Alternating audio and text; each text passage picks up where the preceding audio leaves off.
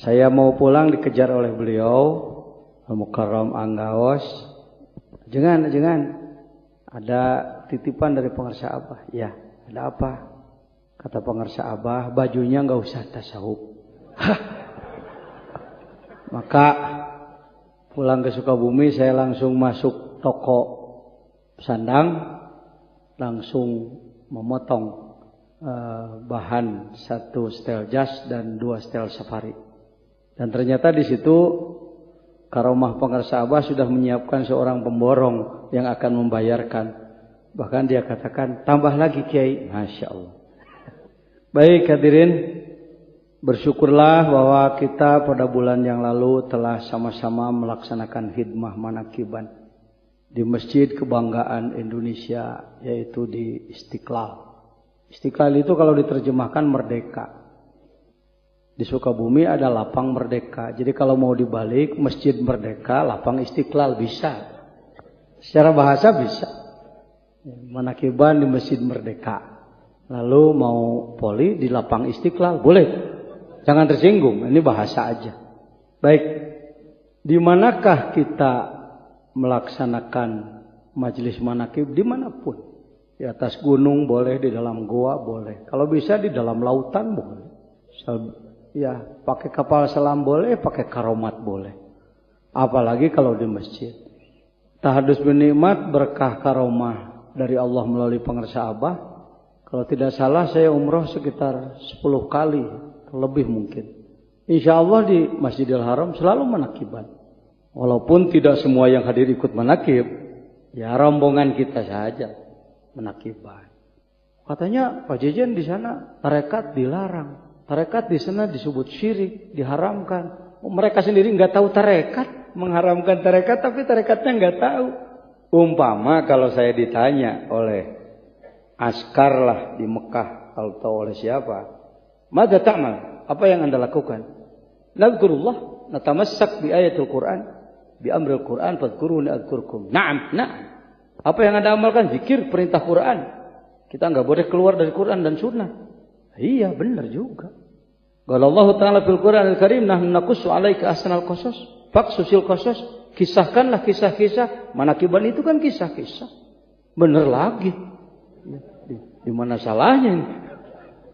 Enggak ada. Ya sebagai khodim pengarsa Abah dari sisi keilmuan, tidak perlu selamanya saya jadi ketua bidang ilmu dan dakwah. Masa organisasi mesti terus menerus? Enggak boleh. Sekarang ketua bidang ilmu dakwah kita Al-Mukarram Bapak Ustadz Dr. Andes Haji Yusuf Hamzah. Ilmunya masih tetap saya, dakwahnya beliau. Tuh ya. Walaupun saya penanggung jawab keilmuannya dengan Al-Mukarramin, ya dakwahnya juga nggak berhenti. Ya, membina para dai juga ini adalah sarananya. Pengajian malam 11 ini bukan pengajian Pak Jejen, bukan pengajian pengarsa Ajengan Gaos, tapi beliau tahun 94 dulu ketika saya mendapatkan perintah petunjuk dari beliau untuk melaksanakan pembinaan mubaligh. Alhamdulillah. Karena bukan pengajian kami, ya bapak-bapak kesini bukan tertarik oleh kami, tapi karena merasakan limpahan barokah karomah dari Allah melalui beliau. Itu ya. Kenapa? Karena di majelis manakiban untuk khidmah ilmiahnya waktunya sangat terbatas. Maka dilengkapilah dengan perluasan wawasan pada malam. Alhamdulillah. Silakan kalau ibu-ibu, bapak-bapak berangkat ke Beijing, ke Cina, datang ke masjid bersejarah di sana, sholat tahiyatul masjid, zikir, khatam, manakib, silakan. Dengan sangat hormat. Kalau gitu Pak Jejen ceroboh, jangan cepat-cepat ngomong ceroboh. Nggak ceroboh. Ada izin lisan, ada izin ruhani. Anda ke Australia, silakan, wong orang sana nggak tahu. Ini apaan? Kalaupun perlu minta izin mau ikut ibadah gitu. Sah. Jadi jangan disangar-sangarkan ya. Penakiban ini ibadah. Saya katakan waktu di Istiqlal, kalau masih ada umat Islam di dunia yang belum mau melaksanakan manakib, masih sumbang-sumbang terhadap manakiban, Itu karena ndak paham kolbu. Penyebab utamanya karena nggak paham betul gitu. Nggak memahami kalbu, Pak Haji Palembang. Kalau orang paham tentang kalbu dimanapun, pasti dia akan melaksanakan manakibat. Kenapa orang beli obat ke toko obat atau ke apotek? Karena dia paham penyakit. Kenapa orang nggak mau beli obat? Karena nggak paham penyakit. Kamu sakit? Enggak. Cuma suka nyut-nyutan aja di kepala. Beli obat? Nggak mau beli obat. Saya nggak sakit kok. Cuma nyut-nyutan aja. Orang ini nggak paham penyakit. Kan mudah ya? Mudah sekali, nggak ada. Maafi muskilah, no problem.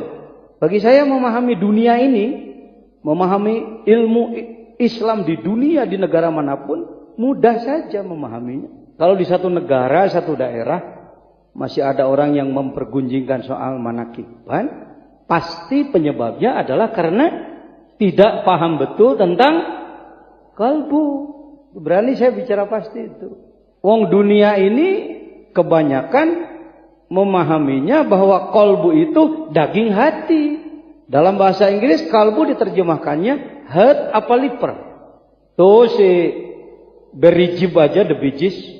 Oh my heart, on believe that you alone.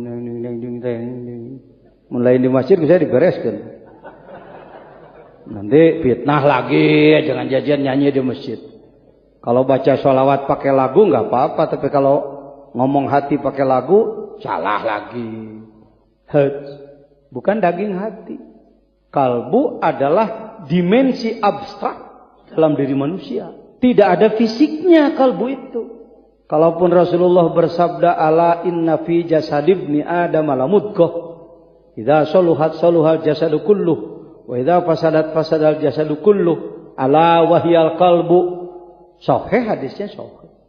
Ada dalam Arba'in An-Nawawiyah, ada dalam Bukhari dan lain-lain. Terjemahnya, wahai manusia, ketahuilah bahwa dalam diri kamu sekalian ada segumpal daging. Kalau dia baik maka semua jasad ikut baik. Kalau semua buruk maka semua jasad ikut buruk. Artinya kalau dia tidak baik maka amalan sekujur badan jadi ikut nggak baik. Dialah kalbu, memberi kesan si daging kental itulah kalbu. Awal-awal Rasul mensabdakan mudghah, lalu diakhiri dengan kalbu. Saya ulang, dalam dirimu, dalam diri manusia ada segumpal daging. Dia baik, sekujur badan baik. Dia buruk, sekujur badan buruk. Itulah kalbu. Dengan cepat dipahami bahwa kalbu itu daging kental itu. Inilah pemahaman dunia 99,9%. Ulama yang profesor, yang doktor, yang santrinya ribuan, yang hafal Quran 30 juzu, hafal paham hadis Bukhari 7.000 hadis, yang kitabnya berlemari-lemari, yang sudah selesai kuliah sampai S3 di dunia ini, yang memberikan penjelasan kepada umat, memberikan sajian dalam seminar-seminar nasional, internasional atau daerah, hampir rata-rata memahami bahwa kalbu itu apa? Daging hati itu. Kalbu teh hati teh. Sok sing tarik heula ngomong. Kalbu teh hati teh. Sanggup sampai sahur nih? Kodok istilah pengersaan. Kodok. Kalbu teh, hati teh. Gitu aja dulu nggak apa-apa. Pegang aja dulu, pegang. Sangu teh nasi, nasi teh. Sangu teh nasi, nasi teh. Nasi dalam bahasa Indonesia, sangu dalam bahasa Sunda. Kalau bahasa Jawa, sangoni itu disangoni itu diongkosi. Lain-lain. Ada sangunya, ada ongkosnya. Kalau di Sunda sangu itu kejo. Sego bahasa Jawa ini sego nggih. Sega. Nah, ini sangu Sunda wae sangu teh nasi, nasi teh. Ini ngobrol bahasa dulu. Ini ada baiknya dirayapi, didekati pemikirannya dari situ dulu. Bisa nggak ngomong begini? Bapak-bapak silahkan makan nasi, tapi sangunya nggak boleh. Salah nggak ngomong begitu? Salah nggak? Kok nggak berani nyebut salah sih? Kalau nggak berani nyebut salah, Anda tidak akan tahu benarnya. Salah nggak? Boleh makan nasi, tapi tidak boleh. Sedangkan sangu itu liur. Itu namanya taroduf. Kalimat beda, makna sama. Sekarang kita masuk kepada kalbu dengan hati. Kebanyakan ulama, mubalik, dosen, guru, ustadz di dunia memahami kalbu dengan hati itu seperti sangu dengan nasi. Terjemahnya adalah seperti begitu. Kalbu itu, hati itu, silakan. Anda tidak akan disalahkan. Kalau Anda menulis dalam paper Anda, dalam skripsi, untuk S1, dalam tesis untuk S2, dalam disertasi untuk S3, Anda mengatakan kalbu itu adalah hati. Insya Allah Anda tidak akan disalahkan oleh profesor penguji. Karena profesornya sendiri nggak tahu. Bagaimana menyalahkan? Oh nggak tahu. Kalau kita menerjemahkan fi qulubihim, di dalam hati-hati mereka. Gak ada yang menyalahkan, wong Quran terjemahnya begitu. Karena yang menerjemahkan juga nggak tahu. Ini ngomong berani nak. Ini sudah melawan arus internasional. Kalau bukan, kalau bukan. Ya udah ketawa aja. Kalau bukan Khodim Mursyid Suryalaya, nggak akan berani ngomong begitu. Saya minta dikritik aja. Silakan. Sampai hari ini masih belum ada yang mengkritik benar. Ya, saya bawa gambar di laptop saya tentang kalbu. Insya Allah nanti Ustadz Arifnya sedang ke bawah dulu. Ada tugas dari saya. Kok diam? Penting nih penting? Oh penting Pak. Ya kalau mau buka-buka omongan saya gini, buka internet. Buka internet. Apakah dari apa itu Al-Aqabah atau dari Jazen aja silahkan bisa. Ya, atau dari Suryalaya dan lain-lain. Jadi sudah sangat booming, sudah sangat membumi, merata, memasyarakat pemahaman bahwa kalbu itu terjemah bahasa Indonesianya hati. Melayunya juga sama. Kalau Anda ke Melayu, ke Malaysia atau ke wilayah Sumatera, Riau, Kalimantan, kalbu itu, hati itu, ini salah satu penyebab orang jadi nggak senang manakib. Yang seneng aja belum paham. Yang seneng manakib aja belum paham. Apalagi yang gak seneng. Betul? Nah, jujur aja. Kok Pak Jajan bisa paham? Tenang aja. Karena punya guru mursyid. Apa pernah baca buku? Enggak. Ya. Kalbu diterjemahkan menjadi hati. Maka seperti nasi, sangu, kejo. Sangu teh. Nasi teh. Kalbu teh. Hati teh, silakan pegang dulu itu, pegang dulu, jangan lepas dulu. Alhamdulillah sudah dapat ilmu.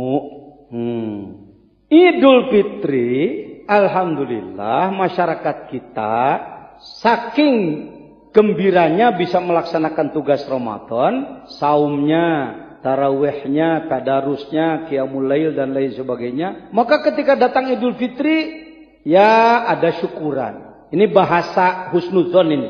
Karena kita sudah menjadi muridnya pengersa Abah, belajar arif dalam berbahasa. Bahasa suudzonnya saya punya juga. Salah satu kekeliruan kita ketika Idul Fitri bukannya menangis, malah kita poya-poya. Itu bahasa.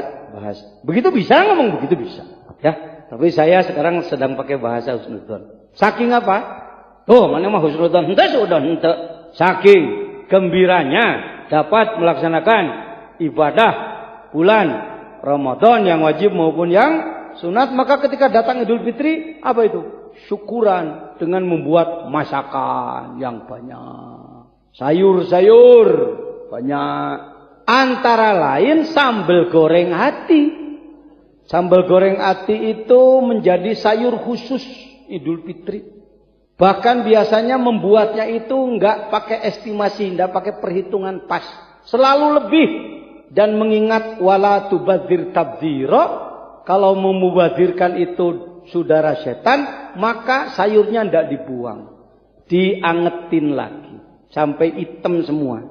kentang hitam, pete hitam, daging hitam, semua itulah yang disebutkan di Sukabumi bebeyek. Sebagian menyebutnya beleketek, sebagian menyebutnya golendrang.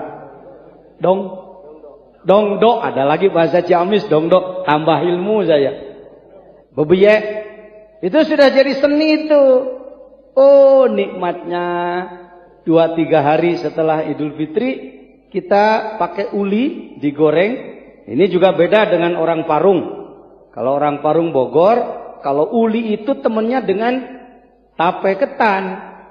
Kalau orang Sukabumi, uli dengan itu, sayur yang sudah tidak berstatus. Ya ini apa nyebutnya? Makanya jangan heran rumah sakit di Sukabumi, kalau selesai Idul Fitri, pasiennya penuh dengan muntaber. Ya, karena memang uli ketan panasnya tinggi, plus sayur yang tidak berstatus tadi, panas sama-sama panas, bermain dalam perut, maka hasilnya adalah muntaber. Waduh, Pak Jejen kan ini di shot kok omong begitu. Oh nggak apa-apa, ini fakta. Sebaiknya dipelajari oleh Anda, bisa jadi tesis tuh. Enak Pak, ilmu ini semuanya, kejadian ini bisa dijadikan ilmu. Tinggal kemampuan mengemas saja. Menurut penelitian. Sambal goreng apa itu? Hati, karena yang dibikin sambal gorengnya kan dagingnya tidak sembarangan, tapi daging apa? Daging hati. Kalau tadi kita kental sekali menyebutkan kalbu itu, hati-hati itu, berarti bisa disebut ibu sedang membuat sambal goreng kalbu. Pernah ngomong begitu enggak? Berani enggak? Enggak. Oh enggak ya?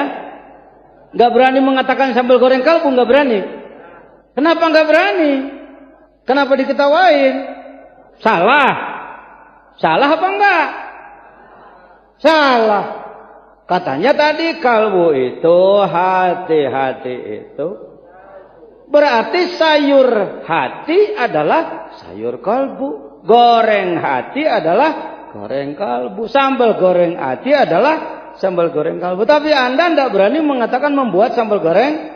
Artinya ragu-ragu. Artinya nggak panceg. Artinya nggak konstruktif. Artinya duga-duga. Barangkali kalbu itu hati. Barangkali. Oh kan?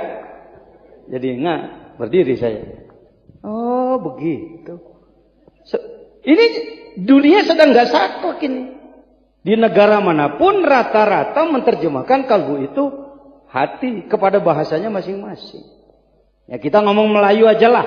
Indonesia, Malaysia, Singapura, Brunei, sebagian Thailand, sebagian Filipina menerjemahkan bahwa kalbu itu dari situlah startnya.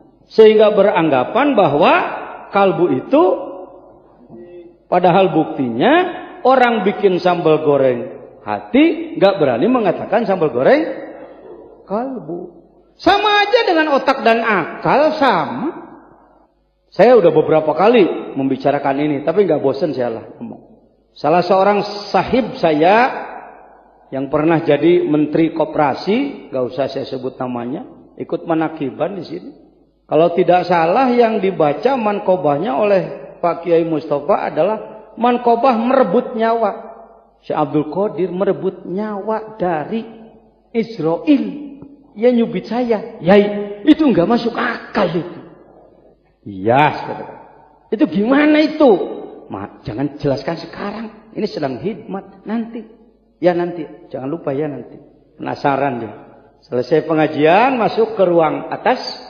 Karena beliau berada di ruang atas. Beliau cari saya. Mana Pak Jejen mana? Saya. Duduk. Iyo boleh. Gitu gimana yang tadi itu? Itu nggak masuk akal itu. Banyak sih. Saya sebut mankobah kaget. Mankobah kaget itu antara lain menghidupkan yang mati. Ya, menghidupkan lagi orang yang kecebur di laut sudah hancur jadi orang lagi. Ayam yang tinggal tulang belulang jadi ayam lagi. Bapak-bapak pengen bisa begitu? Wah nanti bikin ayam terus. Nanti praktek begitu, praktek bikin ayam dari tulang belulang. Nggak usah ngejar-ngejar gituan lah. Ya, alhamdulillah kemarin baru selesai. Sekaligus saya bersyukur setiap bulan Ramadan saya berkhidmat pengajian pasaran disebutnya, pengajian cepat menyelesaikan satu kitab. Dalam 5 hari selesai Al-Hikam. 5 hari. Silakan para ikhwan kalau merasa perlu diprogramkan setiap bulan Ramadan. Silakan datang ke Sukabumi, konsumsi sekedarnya beras lauk pauk dan tempat kami sediakan. Itu dari Nahdiyin, dari mana-mana banyak yang ikut. Syukur-syukur kalau dari para ikhwan akhwat. Supaya belajar tarekatnya disertai dengan pengetahuan. Selesai 5 hari selesai. 292 hikmah. Makanya suara saya agak begini. Karena dari ba'da tarawih sampai sahur. Sampai jam 2. Ngaji terus. Dari jam 9 pagi sampai setengah 6. Istirahat sholat aja. Nah, itu Al-Hikam. Mohon maaf kalau tidak diumumkan dari kemarinnya. Andaikan diumumkan barangkali ada yang mau ikut. Alhamdulillah komentar dari para ulama banyak yang ngomong, baru saya dengan hikam seperti begini. Biasanya orang kalau ngaji hikam anti dunia, meninggalkan jabatan, meninggalkan usaha, tinggalkan dunia. 292 hikmah yang saya baca, tidak ada satupun hikmah itu kata mutiara yang meremehkan dunia, tidak ada. Jadi saya sekarang berkesimpulan, hikmahnya tidak apa-apa. Yang suka berpemikiran begitu sang pembahasnya. Ketika sang pembahas mungkin kurang sejahtera kehidupannya, maka begitu dia baca hikam, nah ini gua tembakin ini. Tembakin ke sana, tembakin ke sini. Tidak ada. Bahkan hikam justru cerdas. Hikam adalah bisa dipedomani untuk sebuah negara agar maju. Begitu. Itu setelah ajengan jajan dibimbing oleh pengersa abah. Ya. Kenapa? Karena dulu saya paham hikam ilmu. Tasawufnya tasawuf ilmi, tasawuf filsafat, tasawuf pengetahuan. Setelah belajar ke Suryalaya menjadi tasawuf praktis, pengamalan. Orang bisa jadi ahli resep. Kalau ditanya, ibu bisa resep sup? Bisa. Oh, ibu ahlinya sup ayam, sup sapi, sup unta, pinter. Daging ditambah dengan bumbu-bumbu pakai air, tapi nggak pakai kunyit biasanya. Semur bisa, rendang bisa, opor pinter. Ibu pernah masak? Nggak pernah masak sih. Jadi kalau makan ngedial patel. Saya dulu sudah jadi ahli ilmu tasawuf, tapi tidak praktik tasawuf. Itu yang mengakibatkan hikam menjadi kelayaban gitu pembahasannya. Jadi hikam cuma berfungsi 2. Satu menyanjung-nyanjung para wali, yang kedua membentur-bentur orang lain. Itu dampaknya. Ini hikam Indonesia, saya tahu. Karena yang ngomong bukan praktis, bukan praktisi. Setelah saya belajar jadi praktisi, mengamalkan, tidak ada satupun hikmah dalam Al-Hikam yang membentur dunia. Yang mana? Hikam yang mana? Iradatu tajrid ma'iqamatillah iyyaka bil asbab binas syahwatil khafiyah. Hei, di bidang makrifat kamu harus berjuang. Jangan berdiam diri.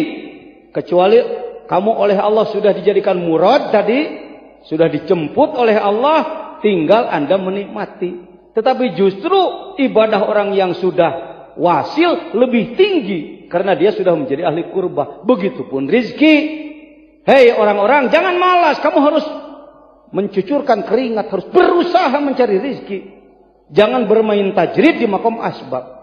Kecuali kalau kamu sudah ibadah baik, dinilai oleh Allah, rizkimu tanpa harus mengeluarkan keringat lagi, datang sendiri, silahkan ibadahlah yang benar. Mana bisa disebut anti dunia? Yang ngomong aja yang belum punya dunia. Baik, hadirin. Tadi sampai di mana kalbu ya?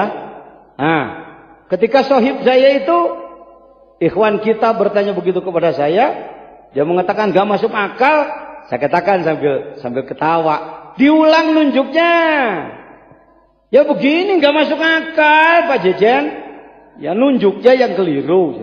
Kok keliru Pak Jejen gimana? Ya akal kan ke sini. Keliru saya katakan. Itu bukan akal, itu otak itu. Bahasa Arabnya otak bukan akal, dimal. Bukan akal, dimal. Otak. Sapi punya dimak, otak sapi digoreng enak. Ayam punya dimak. Apalagi udang. Otak nana tuur. Taika hulu-hulu disebut. Ya, saya disebut otak udang kan? Oh gitu ya? Apa beda Pak Jejer? Insya Allah beda sih. Bedanya? Ya kalau situ lapar, masuk rumah makan Padang, minta, bang, saya mau makan dengan goreng otak. Aduh, coba minta goreng akal. Ada yang pernah makan dengan goreng akal, pepes akal, rendang akal? Nah gini-ginian ini, perbaikan ini, pelurusan ini, mahal ini. Andaikan tidak disaluri ilmu oleh beliau, mana bisa orang sebodoh saya tahu ginian. Contoh, mobil mogok. Supirnya nggak ngerti onderdil mobil. Begitu mogok yang ada marah-marah terus. Dasar mobil tolol, goblok. Dia tendang, dia tumpuk. Mungkin kata mobil, aku yang gila apa kamu yang sepeleng? Yang mogok mesinnya dirojokkan knalpotnya. Udah 3 hari 3 malam. Ngapain Pak? Bersihin knalpot. Memangnya di situ penyakitnya? Barangkali. Tuh kan? Ini barangkali ini. Lain dengan datang bengkel profesional. Apa mobilnya Pak? Mogok Pak? Iya, gimana nih? Ya udah, Bapak ngeteh aja lah. Saya cek ya. Gue pakai emosi. Gue pakai sombong-sombongan, gak usah, cek aja. Pertama yang dicek apa? Saluran minyaknya dulu jalan bagus, lalu strumnya ngapa ya nggak jalan, ada gangguan. Ternyata cuma apa itu, ada satu kabel yang nggak tersambung, ada saklar yang nggak tersambung. Begitu disambungkan sedikit, cuma tuh jalan. Mercedes saya pernah mogok di Bandung. Anak saya nggak ngerti, nelpon, Pak mogok, ya cari bengkel. Bingung. Nggak ada uangnya. Ngutang aja. Apa sulitnya? Cari bengkel. Apa coba? Naon teh? Eta teh. Yang bulat. Sikringnya putus. Maka untuk hidup lagi cuma dibantu dengan kertas rokok yang ada timahnya itu. Bungkus etik Mercedes Baby Band mogok. Lalu hidupnya dengan kertas bekas rokok. Cemeng, tuh, karena ahli memperbaiki kalbu orang pakai pidato, ya baguslah. Ibarat ngerojokan knalpot itu. Pidato, dalil kaditu dia bagus. Masa orang pakai dalil disebut jelek? Udah pakai nangis segala. Ya bagus. Pertanyaan dari saya mudah. Lu ahli apa bukan sih? Ya, umat sih yang namanya orang bodoh. Seneng aja. Paham. Tahu intinya manakiban di Istiqlal. Tuh salah satu. Izin Allah melalui karamat Hadrati Syekh Guru Agung. Allah membuktikan. Ini alatnya dan ini ahlinya. Yang lain silahkan ya. Belajar bahas-bahas kalbu boleh. Belajar nangis-nangis boleh, bagus. Pak Ari Ginanjar betapa profesionalnya beliau. Wong kalau ikut training di beliau, ada yang pernah ikut. Saya kalau pakai logo-logonya, sini pakai logo EISKI, sini pakai Vitamas dari Dokter Utami Rusli. Saya banyak gitu-gituan ya kalau mau dipakai. Nanti rame ke sini. Ya. Nah, bagus Pak Ari Ginanjar jujur. Kalau mau dibahasa luruskan, beliau mengatakan, ya kami cuma sampai begini kan. Ya bagus. Menyeberangkan orang dari sekuler, dari kurang mengenal agama menjadi mengenal agama. Dari yang dipikirkan cuma urusan bisnis, sekarang mau memikirkan akhirat. Bagus. Tapi beliau mengatakan jujur, Kang, ini paling 15 hari kata beliau. Makanya selanjutnya silahkan. Kepada Pak Wahfiuddin, kepada kita-kita lah semua sebenarnya. Alumni yang kurang lebih sudah 700.000 itu silakan dibina oleh tarekat Qadiriyah wa Naqsabandiyah. Ini kegiatan EISKI. Nih, pakai layar segede-gede, badwang tuh, pakai musik, pergi,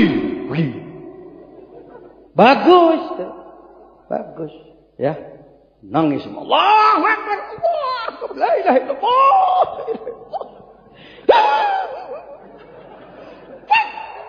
bagus. Ayo umat ini garap keroyok oleh yang ahli ini, ayo. Tapi sebaiknya semuanya jujur bahwa kami ini pengantar. Untuk perbaikan sebenarnya serahkan kepada, kan enak ya. Ini nggak kultus ini, ngomong ilmu ini. Wong kalbu saja tadi masih keliru paham. Bahwa yang disebutkan kalbu, nih bukalah Ihya Ulumuddinnya Imam Al-Ghazali. Izin Allah. Habib Umar Al-Yamani, beliau sering datang ke Indonesia. Kalau beliau datang, maka beliau melaksanakan pengajian Ihya.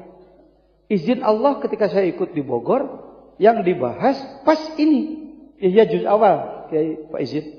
Ruh nafsu, akal kalbu. Ruh nafsu, akal kalbu. Kalbu dulu nyebutnya tip.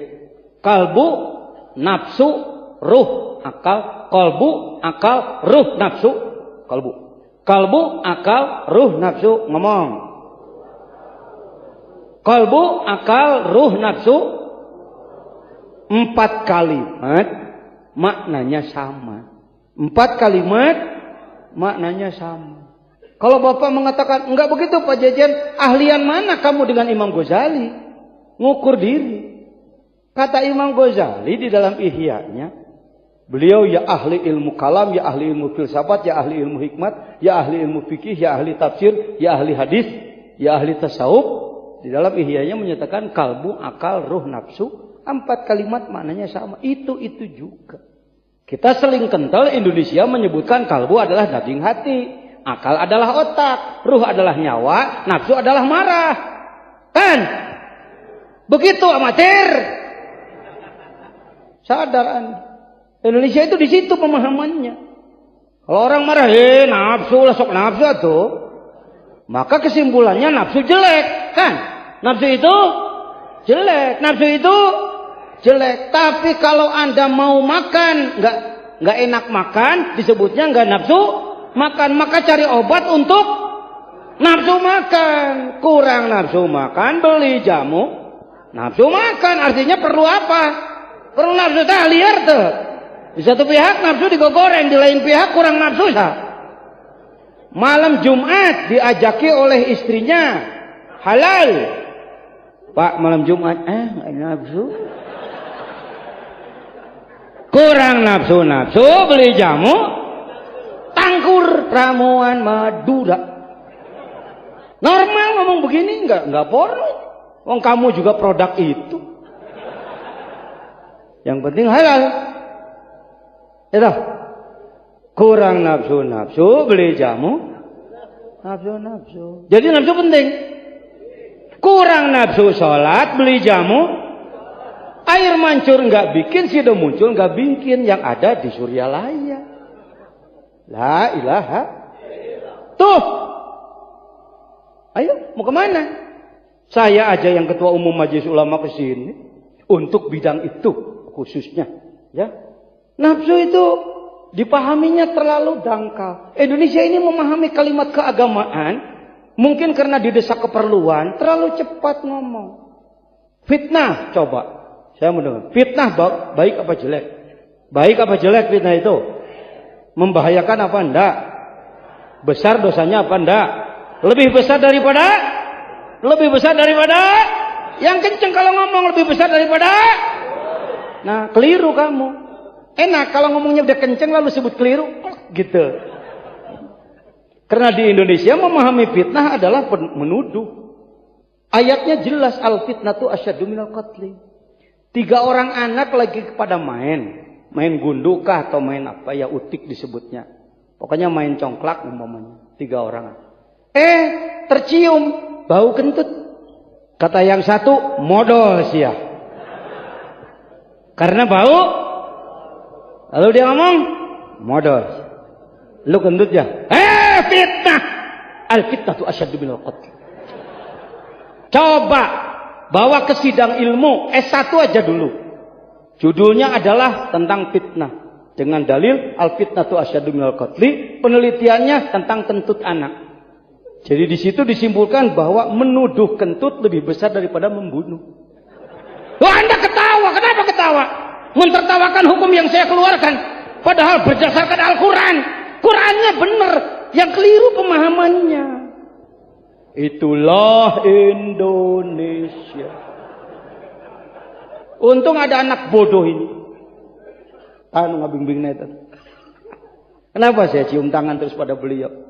Ya, saya memandang beliau adalah kepanjangan tangan pengersa Abah bagi saya. Pengersa Aang, pengersa Uwa, Akeh, dan lain-lain. Oh, kok diem?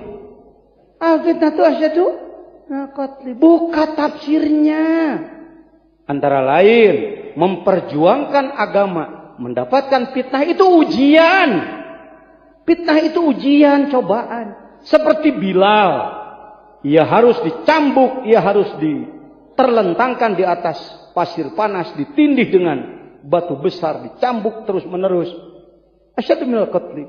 Dari satu sisi itu lebih berat daripada orang yang langsung terbunuh. Bahkan al-fitnatu asyaddu minal qatli, asyirku, menduakan Tuhan, itu dosanya lebih besar daripada membunuh. Kalau diurai ada syirik jali, nyata-nyata mempertuhan selain Allah, ada syirik khafi. Di dalam kalbu ada penyakit, sama aja lebih besar daripada membunuh. Kalau mau ditarik pakai ilmu tasawuf. Nih yang harusnya. Asyaddu minal qatli. Indonesia. Menuduh itu bahasa Arabnya bukan fitnah, nak. Qadbah. Maka dalam fikih disebut haddul qadab. Ponis-ponis hukum bagi orang yang menuduh. Qadbah namanya. Tapi nggak populer qadbah di kita. Ya, nambah lagi syirik di kita. Syirik adalah iri. Ditambah dengan iklan Pepsodent, ketika si putri memegang sikat gigi diambil oleh yang putra, syirik. Makin kuat lagi orang memahami bahwa iri itu syirik. Masya Allah, iri itu bahasa Arabnya hasad, bukan hasud. Hasad, hasadun, ya, itu iri. Kalau syirik itu menduakan Tuhan. Musyrik itu. Syirik itu masdar daripada syaraka. Sedangkan isyrok adalah asyraka. Tuh coba pakai ilmu. Penting ilmu? Penting. Jangan sebut belajar tarekat. Gak usah belajar ilmu. Untuk apa ada hikmah ilmiah? Ditilulah pangersa Abah itu luar biasanya di situ. Ayo belajar pengamalan. Tapi bimbing dengan ilmu. Ya, bimbing dengan ilmu. Jangan lepas dari ilmu. Kalbu, akal, ruh, nafsu. Jadi kalbu adalah dimensi batiniah. Kalau mau pakai bahasa ekstrim, kalbu adalah dimensi ketuhanan dalam diri manusia. Apa katanya? Kayak nggak berani kamu ngomong gitu. Apa katanya? Laqad khalaqnal insana fi ahsani taqwim. Ahsani takwim yang sering dibahas adalah lihat wujud manusia. Lihat hidungnya. Tidak seperti hidung ayam. Betul, itu ahsani takwim. Lihat bulunya. Ayam marah-marah pada manusia. Karena bulunya disebut sama. Di punggung bulu ayam. Di paha bulu ayam. Di dada ayam. Di nasirah bulu ayam. Di nabuntut bulu ayam. Coba jelema di luhur rambut luhureun panon, halis nu kaharep bulu panon luhureun bibir, kumis dina gado, janggot dina kelek bulu, kelek dina dada bulu, dada dina bitis bulu. Tuh. Lewat. Kira-kira kiai sengaja melewat apa lupa? Masa kesenangan harus lupa? Tapi ada kaidah wahadfu mayulamu jaizun kama taqulu zaidun ba'daman indakuma. 20 hari alfiah selesai di Azainiyah. Sebagai khadim Suryalaya, ya. Sebagai khadim Suryalaya saya terus memperdalam ilmu untuk kader-kader dai-dai tarekat ke depan. Supaya dai-nya tidak limbung. Kalau kurang ilmu nanti dakwahnya limbung begitu ditanya, "Gimana guru namanya?" Bagaimana menjadi benteng tarekat Anda kalau ilmunya sedikit? Ya, ayo belajar. Di antara adab thariqat yang saya tulis 24 dari Al-Anwarul Qudsiyah ada al-muthala'ah. Artinya menambah pengetahuan. Menambah bacaan, perbaiki yang merasa bacaannya belum sesuai dengan tajwid, jangan terlalu cepat berkelit. Pak, bacaannya salah. Yang penting kalbu. Ya benar sih. Tapi juga kalau bacaan jelek kan nggak enak ke telinganya. Sholawat Bani Hashim, Allahumma sholli ala Nabiyil Hashim Muhammadin ala alihi wasallim taslima. Da disarwakeunana jeung kopok konang, Pak. Kendeng dek buah kopi rarang ya wasallim. Jadi Pak Jajan nggak boleh yang begitu, bukan nggak boleh. Kalau bisanya cuma begitu aja dulu. Tapi jangan terlalu istiqomah begitu. Adakan perbaikan, kan gitu ya. Ulah pokoknya orang seumur hidup mau bisa diomekan, itu penting. Kalau Bu, itu zindik itu, kezindikan. Ya sudah hinggap dalam diri, virus zindik, hati-hati. Baik, nih adab-adab thariqah yang 24 itu dari 500 halaman Al-Anwarul Qudsiyah yang oleh pengersa Abah saya diberikan izin membaca melalui Al-Mukarram pengersa Aang di Ciceri, dan saya diberi oleh beliau yang fotokopinya karena dulu Anwarul Qudsiyah sulit. Setelah saya baca selesai 500 halaman, saya singkat menjadi 1 halaman. Dibekalkan kepada para ikhwan. Ikhwan pertama yang meminta adalah Singapura, Malaysia. La ilaha illallah, la ilaha illallah, la ilaha illallah Muhammadur Rasulullah. Ma'aksara adabal muridi fit tariqi, alaika bil ilmi wal amali bit tahqiqi. Betapa banyak tata krama seorang murid dalam thariqat. Alaika mesti kamu bil ilmi mengetahuinya, wal amal dan amalkan bit tahqiq dengan nyata. Zi arba'atu asyruna arjul barakah. Ini 24. Karena kenapa 24 Pak Jejen? Ajul barakah bila ilaha illallah Muhammadur Rasulullah. Karena la ilaha illallah Muhammadur Rasulullah pun 24 huruf. Sama dengan Sirul Asrar kita ikuti. Yakinuka bi anna syaikhaka mursyiduka. Yang pertama keyakinan bahwa gurumu adalah mursyidmu. Ini selingan ini yang sedang saya bahas kalbu tadi ya, jangan lupa. Tapi karena saya ngomong adab barusan jadi selingannya segini. Panjang juga. 2 jam selingannya enggak apa-apa. Yakinuka bi anna syaikhaka mursyid. Jangan ragu-ragu. Syekhmu pengarsa Abah adalah mursyidmu. Ini gimana Pak Jian antara syekh dengan mursyid? Oh, perlu itu. Syekh pada awalnya syekh itu adalah orang yang tua umur. Aki-aki bengkung boro-boronya hong ilmu. Bodoh kata toloy, syekh wecek Arab. Di kampung saya ada Syekh Ajum. Ki Ajum, Syekh Icup, Ki Icup, Syekh Ibong. Kalau bahasa syekh menurut bahasa sehari-hari, ya. Tapi kalau syekh yang dimaksud di dalam ilmu adalah orang yang tinggi ilmunya. Walaupun beliau masih muda. Syekh. Di Mesir ada Syekh Ashraf. Orang dari dunia mana-mana menziarahi makam beliau. Termasuk saya. Datang ke makam beliau bersama Al-Mukarram Ustadz Ali dari Singapura dan rombongan. Saya menangis di makam beliau. Orang bertanya, kenapa Pak Jen menangis seperti itu? Malu saya. Kenapa malu Pak Yai? Malu Syekh Ashraf 7 tahun jadi syekh. Saya sudah 40 tahun tak jadi syekh. Syekh Ashraf 7 tahun jadi wali nih. Jejen jadi wali-wali daya. Jadi wali ente atuh ngilu-ngilu ka para wali. Kira aku sugan jadi penumpang. Ya, masa jadi masinis semua. Ya. Kereta api dari Bandung ke Surabaya masinisnya 1-2 orang lah. Penumpang kalau masinis sampai, penumpang juga jadilah penumpang yang baik. Ya. Kita ini penumpang. Penumpang yang baik tapi penumpang yang mengikuti. Nah, mursyid. Mursyid yang dimaksud dalam tasawuf adalah orang yang sudah melaksanakan perjalanan menuju Allah dan dia sudah sampai dan diberi izin oleh Allah untuk membawa ruh orang lain kepada Allah. Terus supaya jelas mursyid-mursyid itu. Jangan sampai orang banyak ngaku-ngaku jadi mursyid, mutasyayikh, mursyid-mursydan. Saya, wah Pak, kalau targetnya pengen jadi mursyid, pakai politik aja sedikit mudah. Cari lembaga tarekat yang mursyidnya sudah dekat mati. Lalu saya jadi wakil, lalu dia mati, jadilah saya mursyid.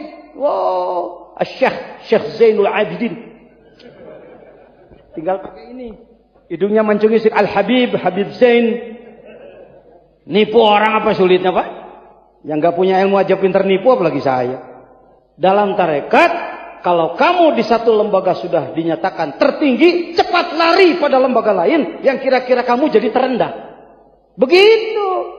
Bukan malah nunggu, wah kira-kira sih, ini bisa ditunggu nih. Nanti jadi syekh mursyid. Ya, nggak sulit Pak. Saya tahu taktiknya. Kalau mau jadi tadi mutasyayikh, mursyid-mursydan. Ya yang penting ijazahi orang lah. Orang mau dibawa kemana mau aja, apalagi jurusan rizki. Saya banyak meneliti sebagai rais, nah keluar raisnya. Rais Jamiah Ahli Thariqah Al-Mu'tabarah An-Nahdiyah Jawa Barat. Saya tahu banyak lembaga-lembaga tarekat kalau saya pelajari bacaannya, wiridannya, jurusannya jurusan rizki. Itu udah itu belum? Yang kemarin. Belum? Ya ada. Belum lama saya datang ke sebuah lembaga tarekat. Mana kiai, saya katakan lihat amalannya. Oh iya bagus. Saya katakan datang ke rumah, jurusannya jurusan perut juga.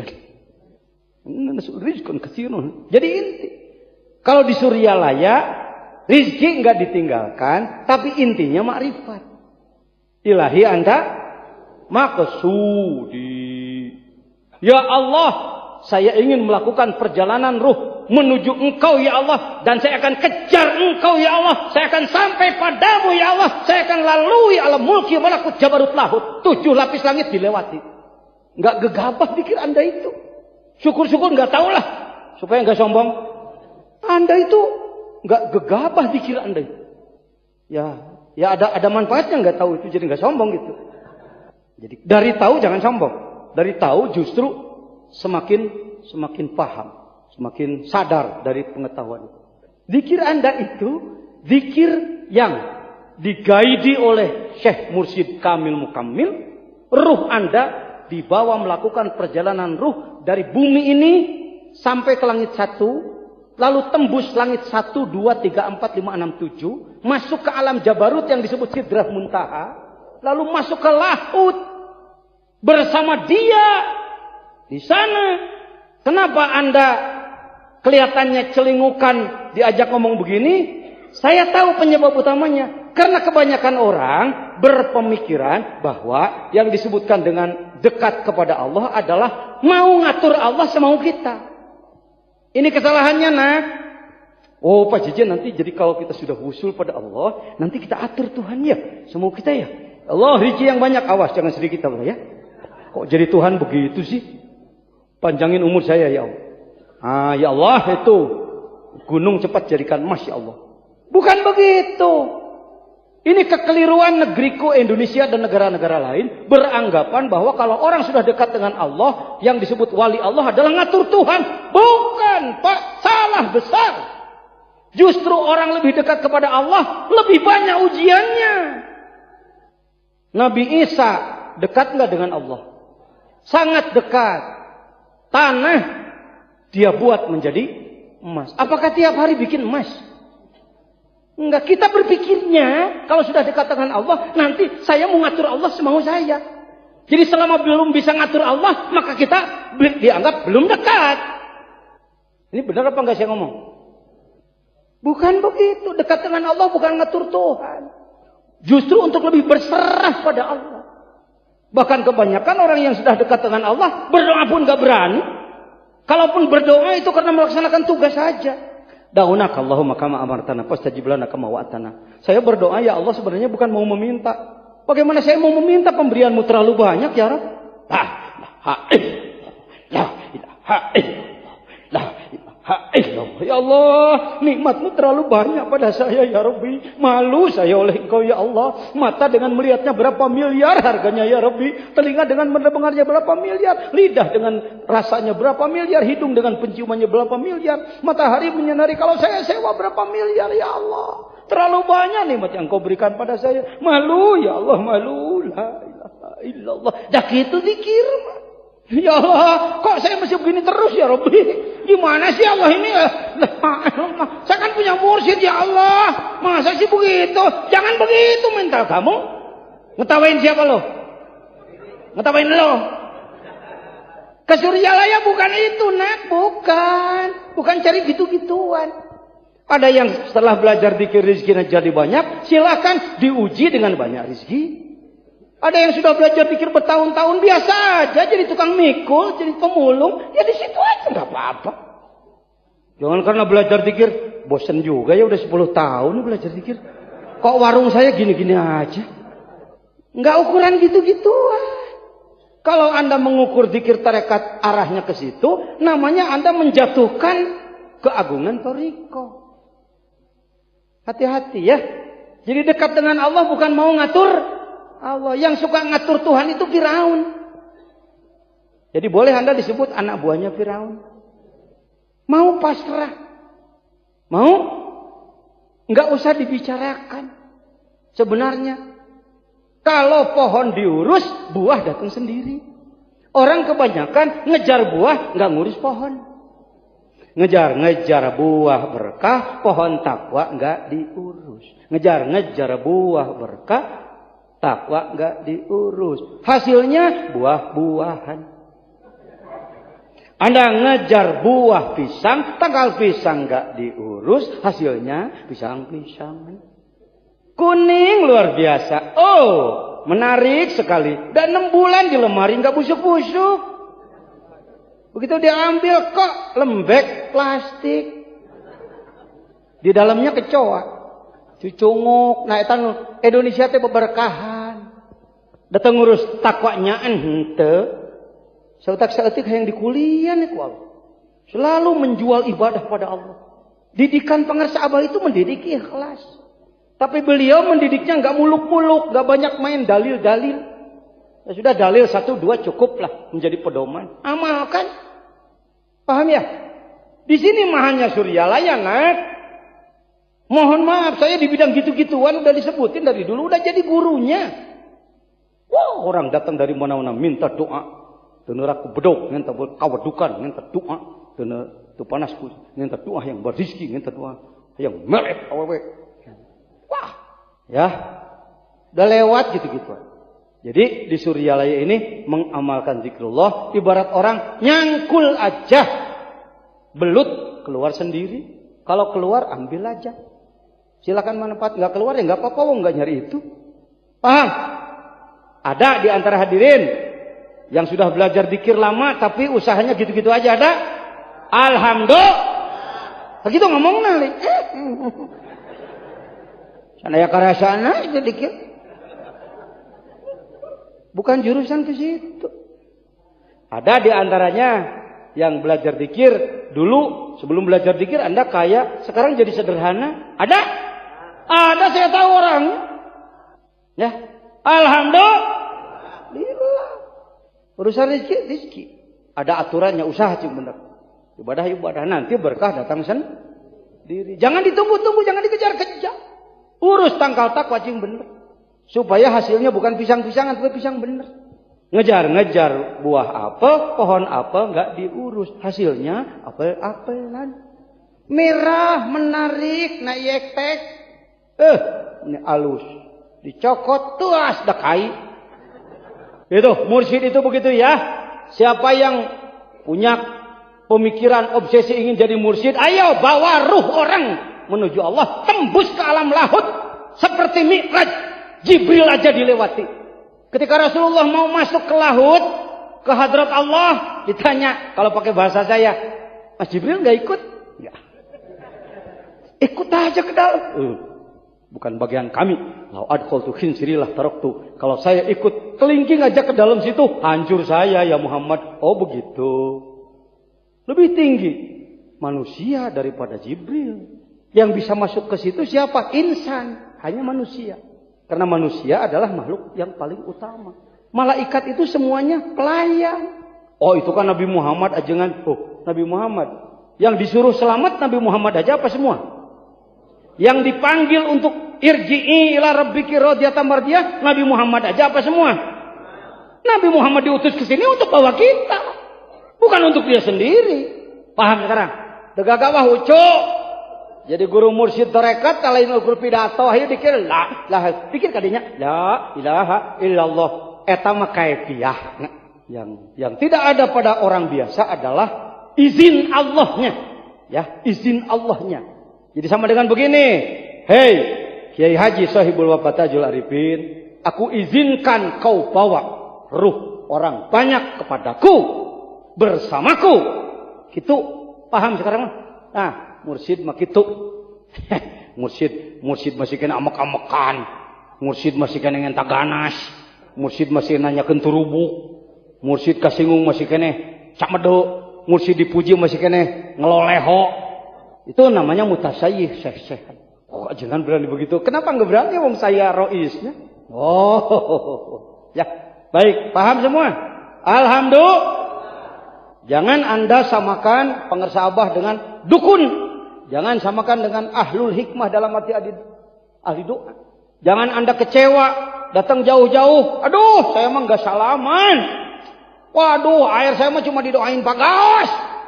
Cuma didoain Pak Jejen, enggak oleh apa. Ya enggak apa-apa lah wong awam ya. Enggak begitu. Kedatangan kita ke sini adalah mujahadah, pengorbanan seorang murid. Di dalam rangka memperbesar volume limpahan waridat dari Allah. Enggak ketemu jasad juga ketemu roh. Ada kesempatan ya syukur, enggak ada kesempatan ya enggak apa-apa. Ya, tapi ulah ngah aja mah di moal saya mah teu kudu papanggih. Ah kitu entong deh. Yang gini-gini kadang-kadang kurang paham loh. Walaupun sudah belajar tarekat karena ini kaidah. Guru. Kenapa kita harus robitoh? Sebenarnya yang robitoh itu ruh, kalbu itu. Ibarat Anda sedang dibawa terbang, lalu Anda melepaskan diri, nanti bawa mal batur mana? Bung, paman nakasa, bayana main gusu, nafsu. Makanya dalam lagu saya kan, oh guruku yang mulia, bimbinglah kami. Oh guruku yang agung, tuntunlah kami. Oh guruku yang mulia, bawalah kami. Oh guruku yang agung, tembuskan kami. Di mana ya lagu gitu? Oh Pak Jejen jago ya. Lain si Jejen, ti ditu. Kan si Oman, cenah panah antepan. Kenah ker dibuka hakikatna tu batur. Hei, lain guru ngan sakadar minterkeun ieu. Hayang pinter mah ka anak we heuh. Tah kadinya teh ieu tukang minterkeun hungkul. Tauhid pikir tasawuf nahu sorop mah ani bayan bade makulat teh isi kok menaruh mantek. Suka bumit termasuk gudangna nu kitu. Ana tukang minterkeun.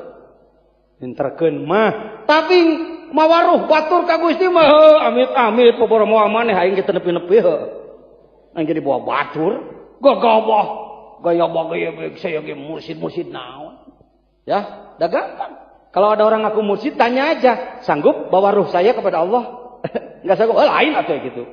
Tapi bahasa pengersabah cukup di dalam tambeh jeung sim kuring nu jadi pananyaan thariqat qadiriyah wan naqsabandiyah. Saya tempat orang bertanya. Tawadu ya? Enggak begini. Saya adalah orang yang telah diizinkan oleh Allah untuk membawa ruh berjuta-juta manusia menembus 4 lapis alam mulki malakut jabarut lahut tembus kepada Allah. Untuk itu bahasana nu disebutkan maftah kalimahna. Sok dibaca tara gitu. Di madrasah maftahut thariqah. Dibahasakan oleh beliau tempat orang bertanya. Jauh-jauh sebenarnya. Ai maftah teh tempat mukakeun. Paham? Bukan gegabah nak belajar tarekat ini. Alhamdulillah. Aduh, kiai saya mau bodoh. Ya, kan dibina juga ilmunya. Ilmunya dibina. Siapa bilang Anda bodoh? Saya keberatan. Saya sebagai khodim pengersabah di bidang keilmuan, keberatan kalau ada orang mengatakan, Orang-orang bodoh seperti itu kok sudah dibawa tarekat. Siapa bilang Anda bodoh? Menurut saya Anda orang berilmu. Saya akan tanya di bidang tauhid, siapa Tuhanmu? Jawab yang benar. Siapa Tuhanmu? Tahu. Ya itu udah tahu kan? Nama Tuhanmu siapa? Allah itu berkuasa apa lemah? Ada atau tidak ada? Maha mengetahui atau bodoh? Mendengar apa tuli? Bicara apa dia? Apa itu? Bisu? Kaya atau miskin? Itu ilmu itu. Itu ilmu tauhid namanya. Kamu sudah tahu. Ayo disebut bodoh-bodoh. Sana nyebut bodoh. Saya tahu dibalik mengatakan bodoh itu menginjak orang supaya dia tetap dianggap lebih tinggi daripada kamu. Ada unsur penipuan, saya tahu itu. Saya Syuriah Nahdlatul Ulama, Pak. Ya. Saya pembina utama saya. Tuh, sok berijil jabatan saya. Bukan untuk apa-apa, bukan untuk disanjung, tapi berhentilah membodohi orang. Ini orang-orang berkata. Saya tanya bidang fikih sekarang. Wudu pakai air atau pakai pasir? Yang pertama dibasuh wajibnya muka atau kaki? Kalau kamu membasuh kaki sampai paha apa sampai lewat mata kaki? Kalau tangan lewat pergelangan atau lewat sikut? Ilmu apa bukan itu? Ilmu apa itu? Siapa bilang kamu bodoh fikih? Ya kalau suruh baca kitabnya nggak bisa. Ya kalau suruh baca kitab sih kalau nggak nyantren mana bisa. Tapi tidak berarti orang tidak bisa baca kitab dianggap tidak berpengetahuan. Banyak orang yang bisa praktek masak nggak pernah baca resep. Betul? Aing mana? Sia ko aing. Bohongan eta nu nitahna. Sigana we teh nyariosot teh. Urang ge teh manehna anu kitu. Hei, hadirin. Alhamdulillah. Bidang tasawuf. Anda ahli ilmu tasawuf bukan? Bahkan helanan. Terlalu lama Anda disebut bodoh dalam bidang tasawuf. Saya sekarang akan bicara tasawuf kepada saudara. Apakah dalam hati kita ada kebencian? Ada malas? Ada dendam? Ada serakah? Hilangkan apa jangan? Itu yang tasawuf itu. Ngomong begitu itu tasawuf itu. Oh, gini, abdi teh pinter. Cuma kamu terlalu lama dipermainkan oleh orang supaya terus jadi pengikut orang. Karena siapa di tukang yang ulah ngaliwatan aing. Berdoa saja harus nunggu ustad. Sampai makanan basi ustad datang tetulus yang ngadua. Mohon maaf, menghormati ulamanya saya setuju. Tapi kalau ada unsur seperti itu, seakan-akan orang disimpan di belakang seumur-umur. Dalam tarekat nggak begitu. Pangersa Abah memberikan, nih alatnya, tuh begini caranya. Bang siang apung ke Allah itu bar sararea. Dibiarkan kita terbang ruhnya semua pada Allah. Beliau tersenyum kadang menangis. Begitu terus. Yang dituna di tukang seumur-umur. Yung sila liwatan aing laliwatan. Kalau beliau mengatakan, "Jen, lamun aing nu hayang talkin gancangan bikeun, beuting jadi wali mah heula manehna daripada urang." Kan begitu ya pemirsa? Lain urang kudu di pangheula wakil talkin mun itu menang kalengkahan. Naon? Ya kan darah ke Allah. Saya sering mendapatkan telepon dari kawan-kawan. Jangan abdi ngalaman anu, alhamdulillah. Padahal dia mendapatkan talkinnya dari pengersa Abah melalui saya. Saya sendiri belum mengalami yang begitu-begitu. Dia sudah, syukur alhamdulillah. Nah tarekat mah bukan partai politik tarekat. Ya, bukan organisasi. Organisasi seperti itu yang ada sikut-sikutan di dalamnya. Siapa yang saling pintar nyikuti orang lain, dia yang jatuh. Siapa yang paling pintar menjelekkan orang lain, dia yang jatuh. Ini tarekat Pak, bukan dunia biasa. Oh, jadi lila ya oke. Saya hokamur. Sudah paham enak mursyid teh? Sudah punya mursyid Anda? Siapa mursyid Anda? Pangarsa Abah? Anu, Kiai Haji Ahmad Sohibul Wafa? Waliullah. Apa katanya? Ragu-ragu? Coba sebut. Banyak wali bukan mursyid. Setiap mursyid pasti wali. Kalau mursyid kamil mukamil. Ini rumus ini. Ini rumus ilmunya begitu. Banyak wali bukan mursyid. Seperti Nabi dulu. Nabi diberi wahyu tapi tidak diperintahkan bawa orang. Ya wali biasa. Tapi banyak Nabi yang jadi Rasul. Selain dia diberi wahyu, dia diperintahkan bawa orang. Karena itu disebutkan wali yang mursyida. Walaupun itu bisa dibawa ke pemahaman umum. Tafsirnya silahkan aja. Kita ini repot sih. Memahami walinya lagi-lagi tadi. Keliru paham. Saya mau nanya. Kalau Ilah Hadrati siapa dulu? Nabi dulu, wali dulu? Baru siapa? Baru siapa? Maka bahasa yang disebarkan kepada masyarakat seperti ini. Hadirin rahimakumullah. Dulu di zamannya para nabi. Setelah zaman para nabi dilanjutkan oleh tentunya maneh mihlaan. Saking sering dengar udah berani mendahului saya ngomong barusan. Dilanjutkan dengan zaman para wali. Setelah para wali adalah para ulama. Ya. Karena susunannya sering diomongin begitu, maka memberi kesan bahwa waktu itu begitu batasannya.